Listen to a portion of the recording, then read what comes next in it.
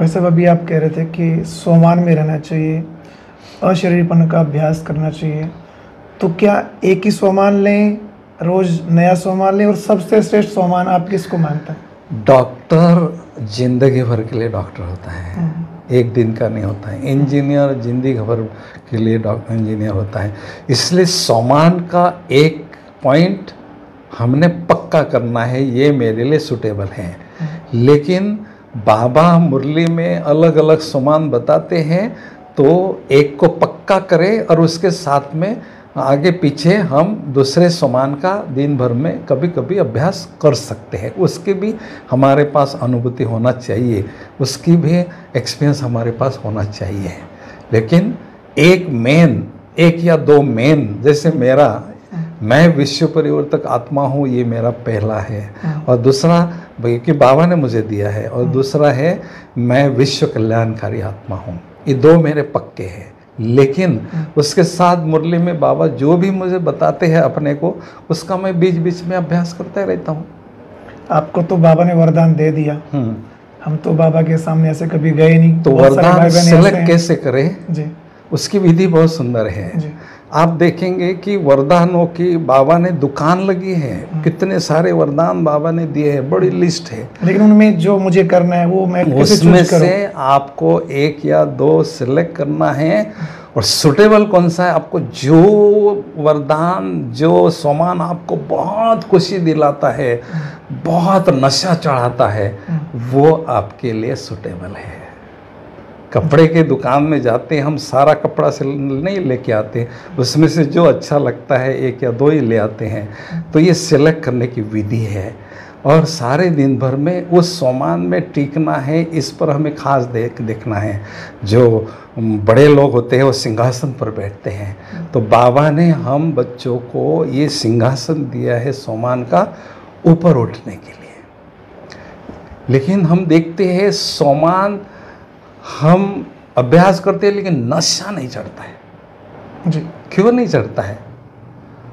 Class में हम मुरली सुनते हैं, चारों दीवार में बहुत उछलते हैं, जैसे बाहर जाते हैं नशा सोडा वाटर हो जाता है।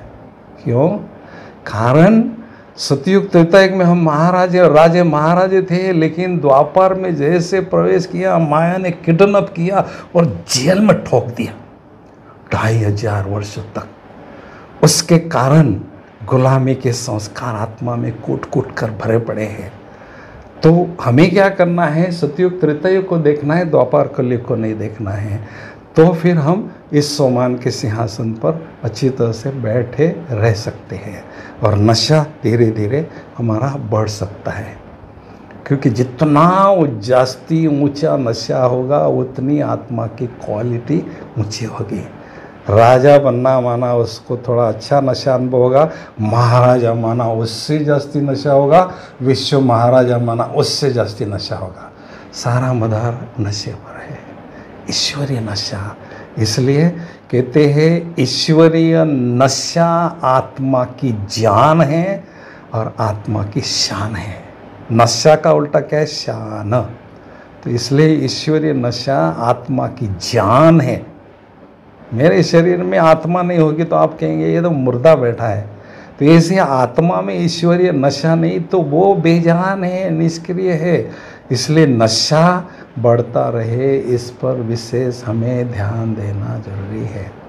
आपने कहा सोमान याद रहना चाहिए, लेकिन फिर भूल जाते हैं, फिर याद करते हैं, फिर भूल जाते हैं।